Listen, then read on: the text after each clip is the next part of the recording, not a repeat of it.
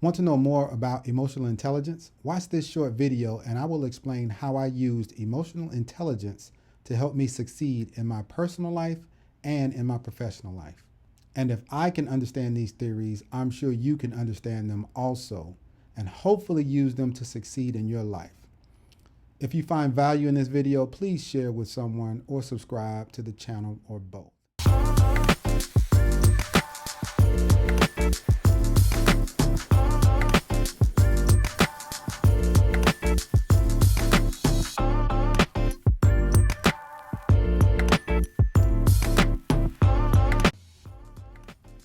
First, I want to start with understanding how we learn things. The 4 stages of competence, sometimes referred to as the 4 stages of learning, lay out how we learn new information and adapt to changing situations.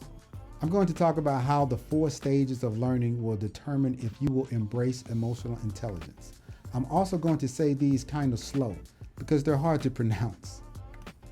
First, let's start with the 4 stages of learning. The first one starts with unconscious incompetence.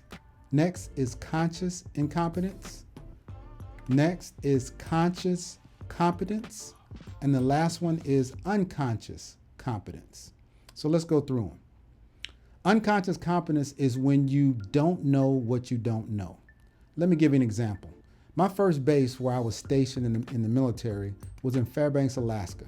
I arrived to Alaska in June of that year, and it was about 90 degrees. I was surprised because I was in Alaska. It was daylight for about 23 and a half hours per day, and all the people talked about was preparing for winter. And I'm thinking, man, it's hot out here, it's warm, but that's all people talked about. I didn't know where to start, asking questions, talking to different people. I didn't know at the time, but I was unconsciously incompetent about Alaska and my job. That means that I didn't know what I didn't know. Next is conscious incompetence. This is when you understand something, but may not know how to do it. Around the September timeframe in Fairbanks, it starts to get cold. I had asked enough questions and researched enough to know what type of clothes I should wear, how to layer the clothes, what maintenance that my car needed. You see, in Alaska, you have to buy a battery blanket to cover your battery to make sure it doesn't freeze. You have to buy an oil pan heater so that your oil won't freeze and turn into like peanut butter or something. You have to buy a block heater so your engine won't freeze. Even with knowing all of this, I understood that there would still be things that I had to learn once the negative 40 degrees hit. I was consciously incompetent, so I was learning. The third is conscious competence. This is when you know how to do something and you know what to do. But it takes concentration to make sure you complete it. My second winter there, I knew there were things I needed to get accomplished before winter. It wasn't second nature yet, so I created a checklist to make sure everything was completed. I was consciously competent. Lastly is unconscious competence. By my third winter there, I knew a lot about surviving in the extreme cold situations. At that time, I had even gone through weather survival school. You see, unconscious competence means you don't have to think about what you're doing. I helped prepare new people coming into the unit on how to get through the winters. I didn't really have to think about it. Getting through the winter was a lot easier. Preparation for winter was easy because it was second nature now. I was unconsciously competent. I could prepare for winter without even thinking about it. Did I mention I had to ride a snowmobile every day, 30 miles in the snow, uphill, to get to the radar site for my job? Well, I did. Now that we understand how we learn, we can talk about emotional intelligence as it pertains to how we learn. Emotional intelligence, or the study of emotional intelligence, started about in the 90s. I attended an executive leadership course last year, and one of my professors, Dr. Brian Champion, talked about emotional intelligence. He used something called a Johari's window of emotional intelligence. There were 4 quadrants, and those quadrants represented our knowledge of the topic of emotional intelligence. Normally, we fall into one of these categories. We don't know and don't practice emotional intelligence. That's like unconscious incompetence. We don't know emotional intelligence, but we practice it.